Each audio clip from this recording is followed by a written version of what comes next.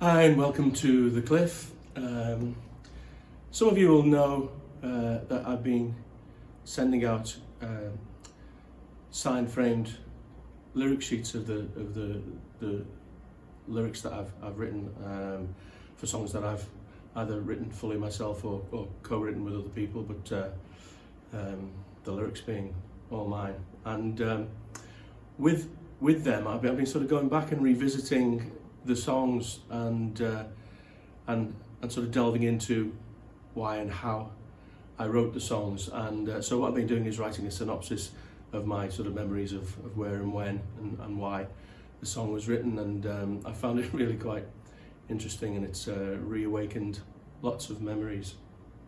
So I thought I'd share some of these with you, starting with randomly I've just chosen a song from my Tea Cozy Hat album. The song's called Maybe Someday, and this is the synopsis that I've written. So it might give you a bit of an insight into the song. For those of you familiar with it, it's on my Tea Cozy Hat album. Here's what it says. It says, "It's strange thinking back to how and when a song was written," and that's true. I do remember that I was more or less living in the Granville Island Hotel in Vancouver in the early 90s and had an acoustic guitar in the room. My main focus at the time was on songs mainly co-written with Boy and a Dolphin members, as we were sifting through songs to go on our debut album, and we were all really excited at signing for Atlantic Records. And there was a big buzz going around Vancouver City about these lads from Sheffield, England. It was a fantastic time, and the people there made us so welcome. We spent a hell of a long time there. Well, it ended up being years in my case, on and off. And I spent most of my time in the Granville Island Hotel, which is a beautiful hotel on the waterfront, where I met lots of different people. And I remember one night in the bar in which tequila featured prominently, I met a group of people from San Francisco, and we got on really well. They were heading off on their travels the next day, and at the end of the night we said our goodbyes and talked about meeting up again. And I said, hopefully. And as I walked away from them, I said to myself, maybe someday. It was a real hopeful thought, I think. It kind of stuck in my head, and when I woke up the next morning with a bit of let's say, a fuzzy head, I found a piece of paper and I'd obviously jotted down that title and some thoughts. So I picked up my guitar, which was next to my bed, and started working on a melody over some chords that I already had in my head. Chords I've used in quite a few, similarly in quite a few songs. Just a nice, beautiful little progression, simple progression. So I never actually got round to demoing the song, because at the time we were engrossed in writing and recording the songs for our Words Inside album, Boy and a Dolphin.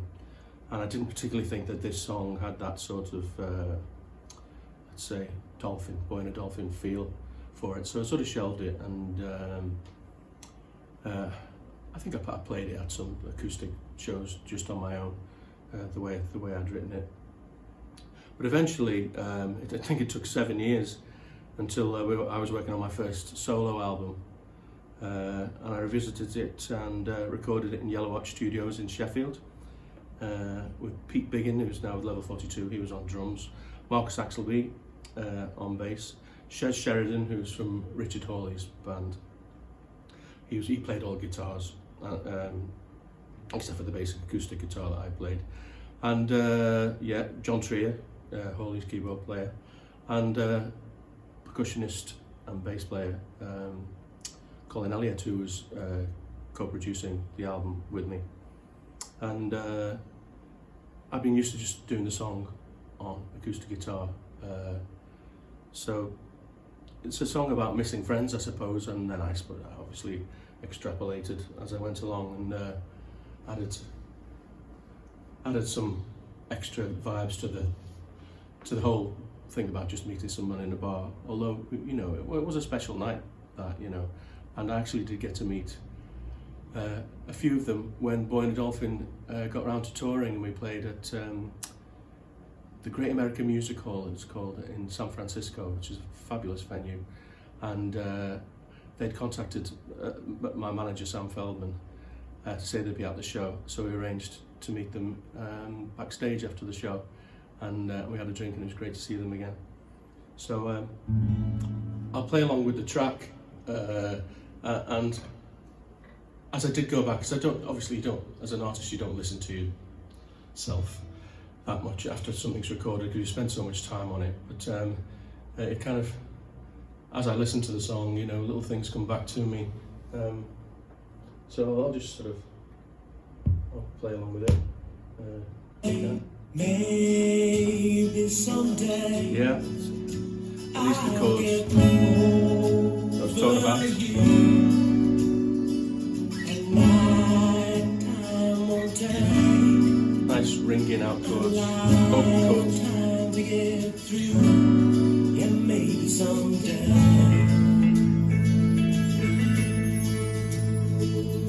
Maybe sometimes you think of me.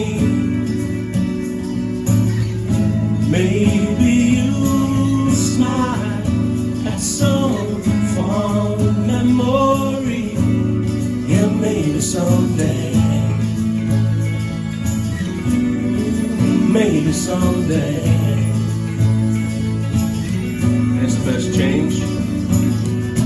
There's a brand new horizon.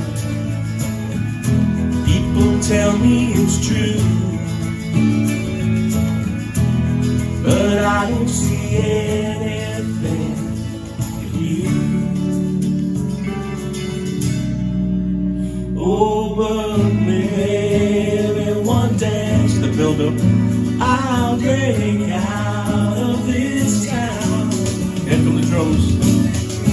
Leave my broken pieces on your battleground. And maybe someday, maybe someday,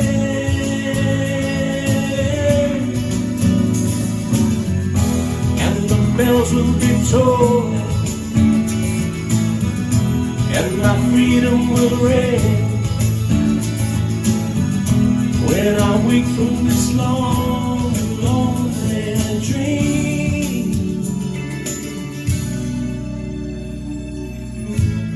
maybe someday I'll hold you once again. Or maybe you'll call me, oh, your long lost friend. Yeah, maybe someday. Oh, maybe someday. Oh, maybe someday. Maybe someday. Maybe someday. Maybe someday. And we're on. Anything else is just sad living. Yeah, I remember being in the recording room and then just singing this refrain. Yeah, here it goes.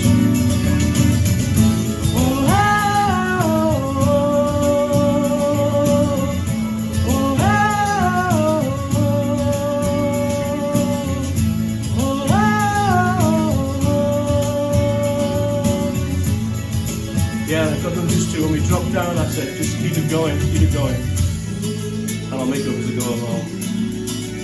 I remember getting quite emotional when I was singing it. Maybe you call me. Maybe you call me. Call me. Call me. Call me.